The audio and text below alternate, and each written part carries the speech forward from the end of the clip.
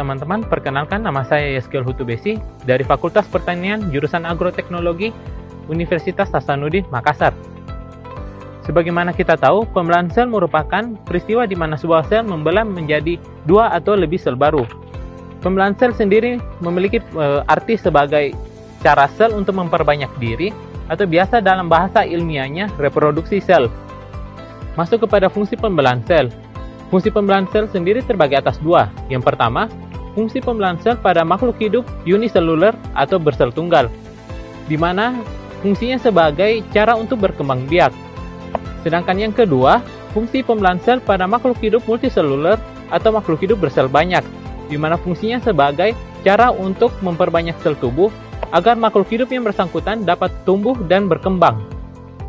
Masuk pada jenis-jenis pembelahan sel. Yang pertama, mitosis. Mitosis merupakan pembelahan sel yang menghasilkan dua sel anakan dengan jumlah sifat dan kromosom yang sama dengan sel induknya. Jenis pembelahan sel berikutnya yaitu adalah meiosis. Meiosis sendiri merupakan pembelahan sel yang menghasilkan 4 sel anakan dengan masing-masing kromosom separuh dari sel induknya. Meiosis sendiri terbagi atas dua tahap, yaitu meiosis 1 dan meiosis 2. Fase interfase. Interfase disebut pula fase istirahat. Tetapi sebutan ini kurang tepat karena justru pada saat ini sel mempersiapkan diri untuk pembelahan lagi dengan mengumpulkan materi dan energi. Pada fase ini kromosom tidak nampak. Kedua, profase. Pada fase ini sel induk yang akan membelah memperlihatkan gejala terbentuknya dua sentriol dari sentrosom, yang satu tetap berada di tempatnya, sedangkan yang satu bergerak ke arah kutub yang berlawanan. Masing-masing sentriol memancarkan serabut-serabut berupa filamen yang disebut benang gelendong, pembelahan, atau benang spindle, yang menghubungkan sentriol satu dan lain. Membran inti yang masih tampak pada profase awal kemudian segera terpecah-pecah. Butiran kromatin memanjang menjadi benang kromatin. Benang kromatin kemudian memendek dan mendebar menjadi kromosom, dengan bagian yang menggenting disebut sentromer. Masing-masing sentromer mengandung kinektokor, yaitu tempat mikrotubulus terikat. Selanjutnya kromosom berduplikasi, membujur menjadi dua bagian yang masing-masing disebut kromatid. Bersamaan dengan itu, anak inti atau nukleolus mengecil dan tidak tampak atau menghilang. Dengan demikian, kromatid benang spindle meluas keluar ke segala arah, disebut sebagai aster. Di akhir profase, selubung inti sel pecah dan setiap kromatid melekat di beberapa benang spindle di kinektor. Kromosom duplikat lalu meninggalkan daerah kutub dan berjajar di ekuator. Pada sel tumbuhan yang tidak mempunyai sentriol, benang gelendong pembelahan ini terbentuk di antara dua titik yang disebut titik kutub. Yang ketiga, metafase. Periode selama kromosom di ekuatorial disebut metafase. Membran ini sudah menghilang. Kromosom berada di bidang ekuator dengan sentromernya seolah kromosom berpegang pada benang gelendong pembelahan. Pada fase ini kromosom tampak paling jelas. Keempat, anafase.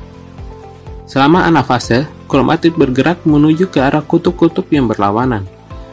Kinektor yang masih melekat pada benang spindle yang berfungsi menunjukkan jalan, sedangkan lengan kromosom mengikuti di belakang. Yang kelima, telofase. Pada tahap telofase, kromatid-kromatid mengumpul pada kutub-kutub yang berlawanan. Benang gelendong menghilang, kromatid memanjang kembali membentuk benang-benang kromatin. Membran inti dan nukleolus terbentuk kembali. Akhirnya, pembelahan secara mitosis menghasilkan dua sel anakan, yang masing-masing sel anakan memiliki jumlah dan sifat kromosom yang sama dengan sel induknya. Pada pembelahan ini terjadi pembagian inti atau yang disebut dengan karyokinesis dan pembagian plasma atau sitoplasma yang disebut juga dengan sitokinesis. Yang pertama, profase 1. Terjadinya leptonema yang merupakan tahap pengumpulan kromosom. Yang kedua, metafase 1. Pada fase ini tetrat berkumpul di bidang ekuator. Yang ketiga, anafase 1. Benang gelendong pembelahan dari masing-masing kutub menarik kromosom homolog, sehingga setiap pasangan kromosom homolog berpisah bergerak ke arah kutub yang berlawanan. Sentromer belum membelah. Setiap kutub menerima campuran acak kromosom dari ibu dan bapak. Yang keempat, telofase 1. Kromatid memadat, selubung inti terbentuk, dan nukleolus muncul lagi, kemudian sitokinesis berlangsung. Pada manusia terjadi duplikasi 2 kromosom dari jumlah sehingga terbentuk 4 kromatid, sehingga terbentuk 23 kromosom yang diduplikasi di setiap kutub. Benang gelendong lenyap, kromatid muncul kembali, sentriol berperan sebagai sentrosom kembali. Yang kelima, profase 2. Sentrosom membentuk 2 sentriol yang letaknya pada kutub yang berlawanan dan dihubungkan oleh benang gelendong. Membran inti dan nukleolus lenyap. Kromatid berubah menjadi kromosom yang terjerat oleh benang-benang gelendong. Yang keenam, metafase 2. Kromosom berada di bidang ekuator. Kromatid berkelompok 2-2. Belum terjadi pembelahan sentromer. Yang ketujuh, anafase 2. Kromosom melekat pada kinetokor benang gelendong, lalu ditarik oleh benang gelendong ke arah kutub yang berlawanan yang menyebabkan sentromer terbelah. Sebagai akibatnya, tiap kromatid bergerak ke arah yang berlawanan pula.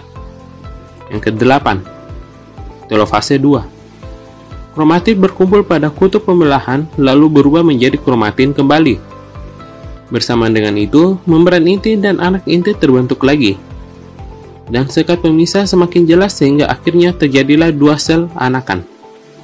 Akhirnya, pembelahan secara meiosis menghasilkan 2 sel anakan, yang masing-masing sel anakan memiliki jumlah dan sifat kromosom yang separuh dari sel induknya. Masuk kepada perbedaan mitosis dan meiosis. Yang pertama, tujuan. Tujuan daripada mitosis sendiri yaitu untuk perbanyakan sel dan pertumbuhan. Yang kedua, pada tumbuhan untuk membentuk sel kelamin atau gamet. Yang kedua, meiosis. Meiosis memiliki tujuan yaitu yang pertama, untuk sel gamet pada hewan dan spora pada tumbuhan. Dan yang kedua, untuk mengurangi jumlah kromosom agar jumlah kromosom dari sel anakan sama dengan jumlah kromosom dari sel induk. Yang kedua, tempat terjadi. Tempat terjadi pada mitosis pada tumbuhan yaitu di sel-sel merismatik, sedangkan pada hewan di sel-sel somatik atau sel tubuh. Yang kedua, tempat terjadi pada meiosis yaitu pada hewan terjadi pada sel kelamin, sedangkan pada tumbuhan terjadi pada benang sari dan putik.